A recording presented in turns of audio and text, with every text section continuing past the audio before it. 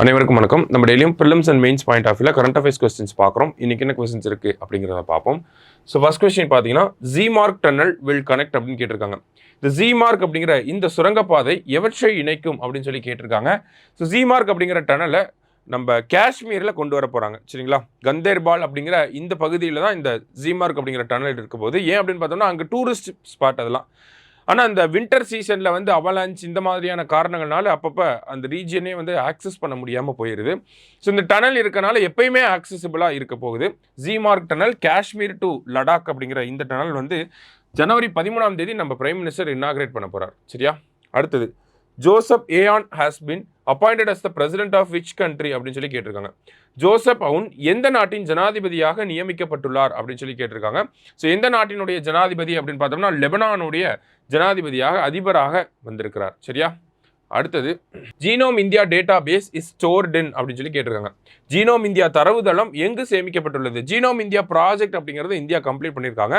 கிட்டத்தட்ட genome India ப்ராஜெக்டில் 83 population groups, ஓகேங்களா, இனக்குழுக்களில் இருந்து 10,000 மக்களை தேர்ந்தெடுத்திருப்பாங்க. இந்த 10,000 மக்களுடைய ஜீனை எடுத்து அதனுடைய டிஎன்ஏவை சீக்வன்ஸ் பண்ணியிருக்காங்க. சீக்வன்ஸ் பண்ணியிருக்க டேட்டா பேஸ் அப்படிங்கிறது இப்போ ரிலீஸ் பண்ணிட்டாங்க. சரிங்களா, ஸோ இந்த டேட்டா பேஸ் தான் இப்போ எங்கே வச்சிருக்காங்கன்றது கேள்வி. ஓகேங்களா, ஜீனோம் இந்தியா ப்ராஜெக்ட் கீழே இதுதான் பண்ணியிருக்காங்க.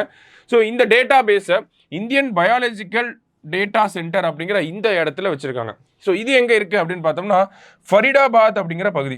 ஓகேங்களா, ஃபரிடாபாத் அப்படிங்கிற பகுதி. ஃபரிடாபாத் எங்கே இருக்குது அப்படின்னு பார்த்தோம்னா நமக்கு ஹரியானாவில் இருக்குது. சரியா, ஸோ ஜீனோம் இந்தியா ப்ராஜெக்டோட டேட்டாவை இங்கே தான் ஸ்டோர் பண்ணியிருக்காங்க. இந்த டேட்டாவை யூஸ் பண்ணி நமக்கு நம்மளோட ஜெனட்டிக் டிஸார்டர்ஸை வந்து ஐடென்டிஃபை பண்ணி அதுக்கேற்ற மாதிரியான மருந்துகளை கண்டுபிடிக்க முடியும். சரிங்களா, அதுக்காக தான் இந்த ப்ராஜெக்டை இந்தியா பண்ணியிருப்பாங்க. அடுத்ததாக பார்த்தீங்கன்னா who is the chairperson of ID verification and data sharing platform equal அப்படின்னு சொல்லி கேட்டிருக்காங்க. ஐடி சரிபார்ப்பு மற்றும் தரவு பகிர்வுதளத்தின் தலைவர் யார் அப்படின்னு சொல்லி கேட்டிருக்காங்க. யார் அப்படின்னு பார்த்தீங்கன்னா ஜஸ்டிஸ் பிஎன் ஸ்ரீகிருஷ்ணா. ஸோ இவர் தலைமையில் 2018 ஒரு கமிட்டி போட்டிருப்பாங்க. இவர் தான் வந்து இந்த டேட்டா ப்ரொடெக்ஷன் ஆக்ட் அப்படிங்கிறத பரிந்துரை செஞ்சிருப்பார். சரிங்களா, அடுத்ததாக பார்த்தீங்கன்னா which section of the Bharatiya நியாய Sanhita criminalizes acts endangering the unity and integrity of India அப்படின்னு கேட்டிருக்காங்க. பாரதிய நியாய சன்ஹிதாவின் எந்த பிரிவு இந்தியாவின் ஒற்றுமை மற்றும் ஒருமைப்பாட்டிற்கு ஆபத்தை விளைவிக்கும் செயல்களை குற்றமாக கருதுகிறது அப்படின்னு சொல்லி கேட்டிருக்காங்க. ஸோ கிட்டத்தட்ட பார்த்தோம்னா இது செடிஷன் மாதிரி தான் இந்த ஒரு விஷயம். செடிஷன் அப்படிங்கிறது ஐபிசியில் இருந்துச்சு செக்ஷன் 124A கீழே. ஆனால் இப்போ பாரதிய நியாய சங்கீதாவில் இல்லை. இருந்தாலும் இந்த செக்ஷன் 152 அப்படிங்கிறது செடிஷன் அப்படிங்கிற பேர் இல்லாமல் செடிஷனோட கேரக்டரிஸ்டிக்ஸ் எல்லாமே இருக்கக்கூடிய ஒரு பிரிவு தான் அப்படின்னு சொல்லி குற்றச்சாட்டுகள் எழுந்திருக்கு. அந்த ஒரு பின்னணியில் நம்ம பார்க்குறோம். சரிங்களா, ஸோ இன்னைக்கு 5 கொஸ்டின்ஸ் பார்த்துருக்கோம். தேங்க்யூ.